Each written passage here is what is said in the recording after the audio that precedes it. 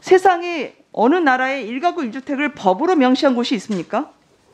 진성준 위원님께서 말씀하신 거는 1가구 1주택을 원칙으로 하자는 거지 그거를 강제하자는 건 아닌 걸로 제가 알고 있습니다. 근데 그 법안으로 원칙으로 명시하는 곳이 세계 다른 나라의 사례가 있습니까? 제가 발의한 법안을 가지고 그 법안에 대한 견해는 있을 수 있는데 네. 네. 왜곡해가지고 얘기를 하고 있으니까. 네, 네. 왜곡이 아니고요. 왜곡이 아니고 뭡니까? 대통령 쇼 행사 뭐 이렇게 계속 말씀하시는 거는 적절치 않다라고 생각을 합니다. 그런 부분에 대해서는 네. 네. 아니, 자, 이런 잠깐만요. 김은혜 의원님, 문정복 의원님. 네, 네. 김은혜 의원님 의사진행 발언 하시겠습니다. 한 분 같이 하시죠. 3분이면 네. 짧은데.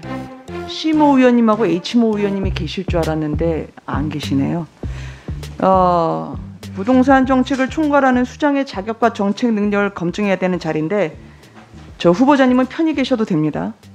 이 분리하면 가짜 뉴스로 돌파하는 가짜 정치의 민낯을 본 것 같아서 유감스럽게 생각을 합니다. 아까 두 분의 동료 의원님들이 팩트 체크를 하셨는데 팩트 체크는 팩트를 체크해야 되는 거지 특정 매체를 베끼는 게 팩트 체크가 아닙니다.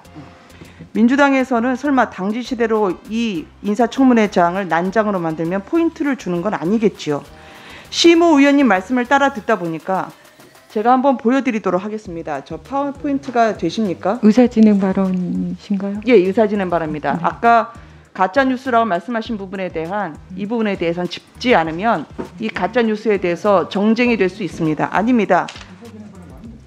지금 정책위 부위원장님 말씀을 따라 듣다 보니까 공사 담당 현장 소장 업무가 9시에 끝났다라고 얘기를 하는데요. 파워포인트가 됩니까? 이건 보여드려야 됩니다. 팩트라서 그렇습니다. LH 시공사의 같은 편 말을 인용한 한 특정 매체의 말만 판박이로 그대로 옮기듯 읽으셨습니다. 심야공사 저 보면은요. 심야공사가 없다거나 주민이 아니라는 주장 또한 다른 곳도 아닌 이 특정 매체의 입장을 반영한 겁니다. 자, 그러면 그 뒤에 난데없는 대통령의 방문을 앞두고 진실은 쇼룸이 만들어졌고 주민들이 늦은 밤 새벽까지 고통을 받았다는 사실인데요. 왜 이것이 가짜 뉴스라고 하는지 이분들이 특정 매체를 편애하는 이유도 궁금합니다. 공공임대 질 좋은 평생주택을 홍보를 하면서 시공을 안 해줘서 힘들다는 목격담까지 현장을 찾은 취재진에 포착이 됐고요. 민주당이 하도 가짜뉴스라고 하니까 오히려 주민들이 카톡방에 드릴 밤새도록 했다라든지 아니면 바로 위에 입주민까지 망치질 소리에 잠을 이루지 못했다고 말하고 있습니다. 뭐가 가짜뉴스입니까? 중요한 건 주거 취약계층 편이라는 문재인 정부가 약자인 척하면서 약자를 오히려 더 힘들게 했다는 겁니다.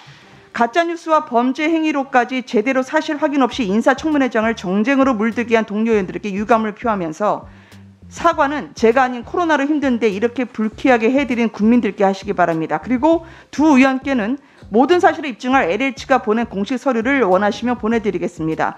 진실도 믿고 싶지 않고 LH 서류도 믿고 싶어하지 않은 여권 내의 초조함과 불신에 저는 안쓰러울 따름입니다. 그 인테리어 업체의 4,920만 원이요. 이것 또한 민주당에서 공사가 아니라고 가짜뉴스라는데 지금 LH에서는 여기 바로 공사라고 공식 서류 절차를 보내왔습니다. 저희 인테리어 공사는 공사란 말이 아닙니다. 회사 대표 주소도요.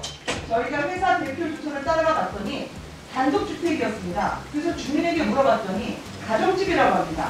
근데 인테리어 대표 사무실이 따로 있냐 해서 저희가 대표한테 전화를 해봤습니다. 그 대표 번호로 LH가 적시했던 번호입니다. 잠시 뒤에 저희가 들려드리겠습니다. 네.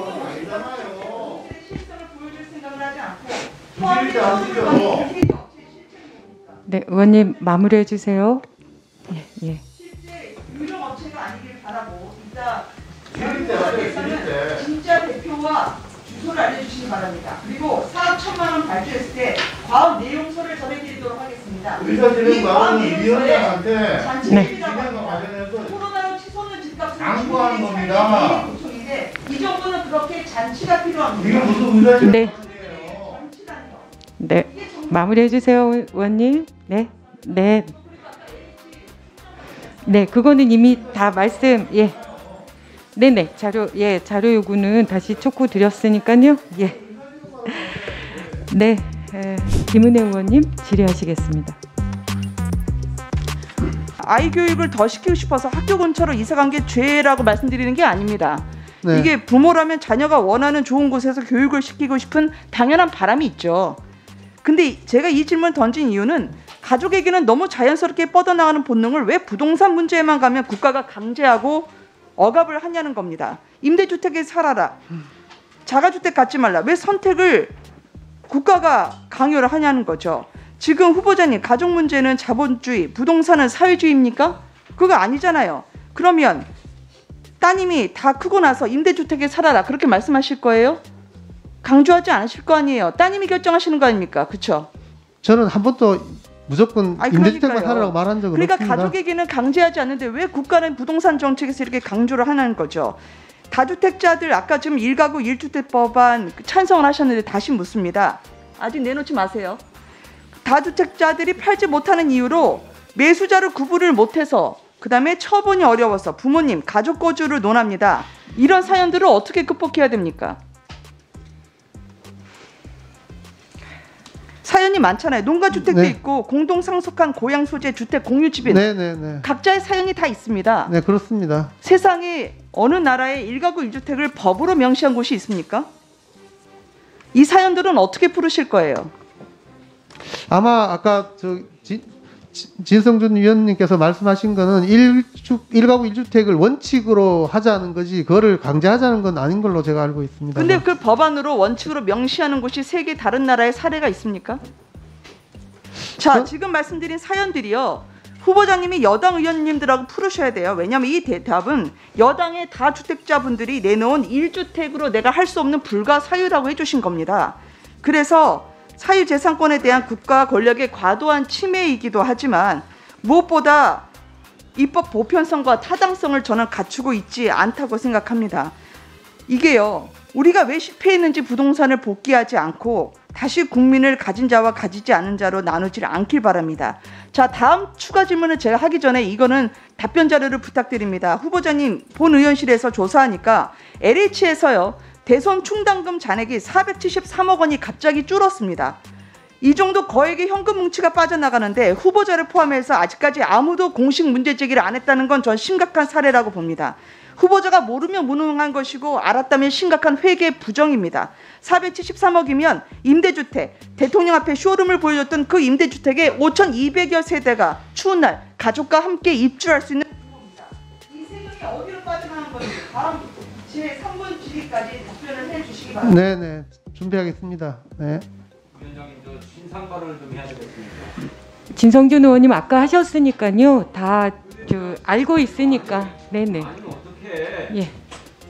제가 발의한 법안을 가지고 그 법안에 대한 견해는 있을 수 있는데 네.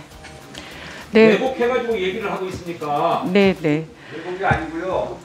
왜곡이 아니고 뭡니까? 시간에 얘기하고 몇번 소리야. 아니 그래서 신상 발언을 달라고 하는 것 아닙니까? 신상발을 자꾸 가지면 어때요? 아까 계속 얘기를 하고 있잖아요 지금. 진성준 의원님께서 아까 제도 취지를 정확하게 전달했기 때문에 다른 의원님들의 질의를 통해서 그 부분을 한 번 더 확인하는 그런 과정을 거치는 걸로 그렇게 하겠습니다. 아니 법안 발의의 네. 취지를 정확하게 발언했는데 그 말을 듣고도 저런 질문을 한단 말입니까? 네, 그때는 아마 현장에 안 계셨던 걸로 기억하는데, 예, 한 번 더. 네, 문정국 의원님 의사진행 발언이시죠?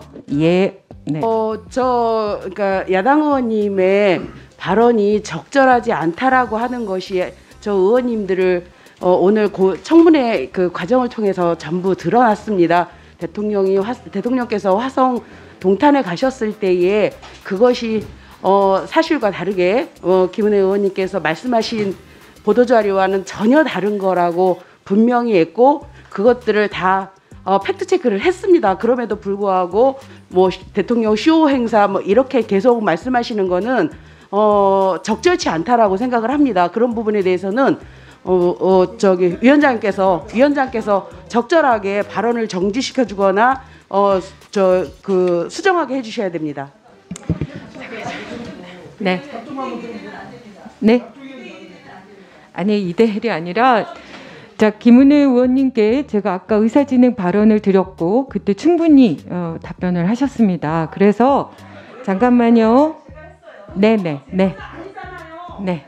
제보자 아니었잖아요. 그리고 그 사람 다른 쪽에서 의원님, 문정복 의원님, 문정복 의원님, 잠깐만요. 의원님들, 의원님, 네네. 자, 이런 잠깐만요. 김은혜 의원님, 문정복 의원님, 자꾸 이러시면 저희 의사진행을 원만하게 하기 위해서 의사진행 발언을 하시는 거잖아요. 그러니까 제가 지금 말씀드리는 건 청문회 과정에서 각자 의원님들의 의혹이 제기되고 또 그 의혹이 해명되는 과정을 거치는 게 인사청문회라고 생각합니다. 그래서 가급적이면 위원장이 개입하지 않고 질의를 자유롭게 하시도록 그렇게 지금 진행을 하고 있는 것이니까 그 부분을 좀 양해를 부탁드리고요. 다만 이렇게 자꾸 한 의원님들의 어떤 입법이나 또 발언이나 이런 부분들에 대해서 너무 단언하지 말아주셨으면 좋겠습니다. 늘 본인한테 할 때는 문제라고 하시고 다른 사람한테 할 때는 그것도 당연하다고 하시고 이게 말이 됩니까? 그러니까 가급적이면 발의나 이런 취지들에 대해서는 그 당의 의원님들께 한 번쯤은 확인하시고 질의를 해주셨으면 감사하겠습니다.